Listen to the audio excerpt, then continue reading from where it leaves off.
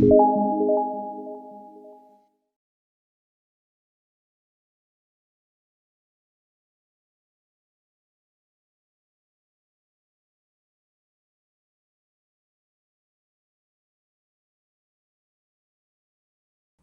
night begins a period in our calendar called the 9 days. These are the 9 days, beginning with the first day of the month of Av, culminating in Tisha B'Av, the 9th day of Av.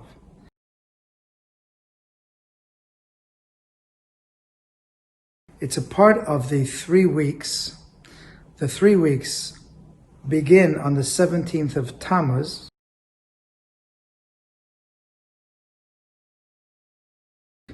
17th of Tammuz was a fast day, the day that the Romans breached the wall surrounding Jerusalem. They had a siege around Jerusalem, and on the 17th day of Tammuz, they breached the wall. There were other things that happened on the 17th of Tammuz earlier. This was the day when Moses came down from Mount Sinai and broke the tablets.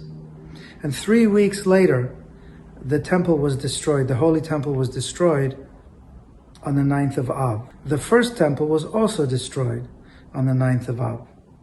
And therefore the first 9 days of the month of Av are considered days of mourning when we mourn the destruction of the temple. Now, there were other things that happened on the 9th of Av also, and we'll talk about those hopefully next week in Mitzvah Shem.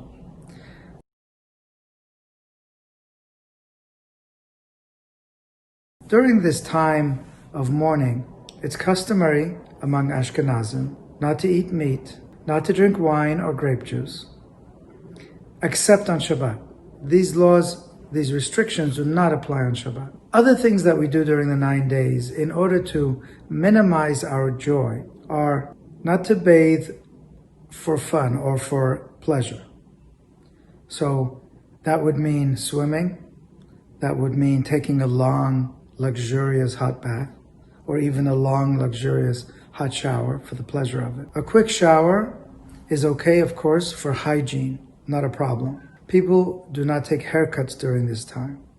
This is a time when we don't get married. Engagement is okay. During this time, we don't listen to music, we don't play music, we don't listen to music, and we don't have celebrations with music. In general, it's a time when we minimize joy.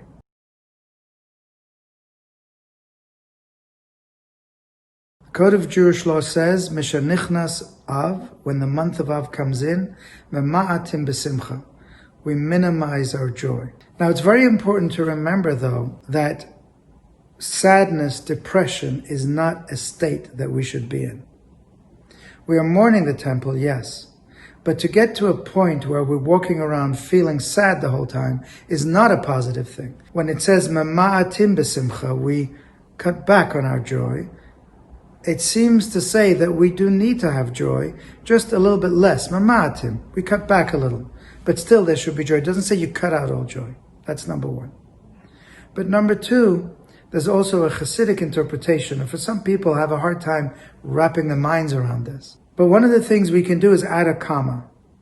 Mishanichnas Av, when Av comes in, Mama'atin, we need to cut back on the matters of Av, on the destruction that Av brought, besimcha, through joy. So when we think about the goal, when we think about the focus of all of this, it brings us joy in the knowledge that all of our work now,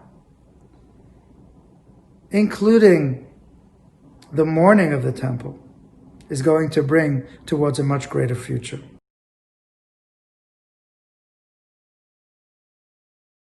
So the fact is that there's the physical and there's the spiritual. On a physical level, we are certainly experiencing exile. Once again, another year has come, and Mashiach has not yet come, and we're still mourning the temple that has not been rebuilt. At the same time, on a spiritual level, we know that the destruction is for the purpose of rebuilding. When God destroyed the temple, the purpose was not for it to remain destroyed. The purpose was to remove it and to create an atmosphere which will lead towards the permanent temple built by Hashem, built by God, the third temple, which is a much greater temple than the one before. And a final redemption after which there'll be no exile. The idea of mourning the temple shows that we're not satisfied where we are. It shows a yearning for the rebuilding of the temple. It's like a child who is far away from his or her parental home.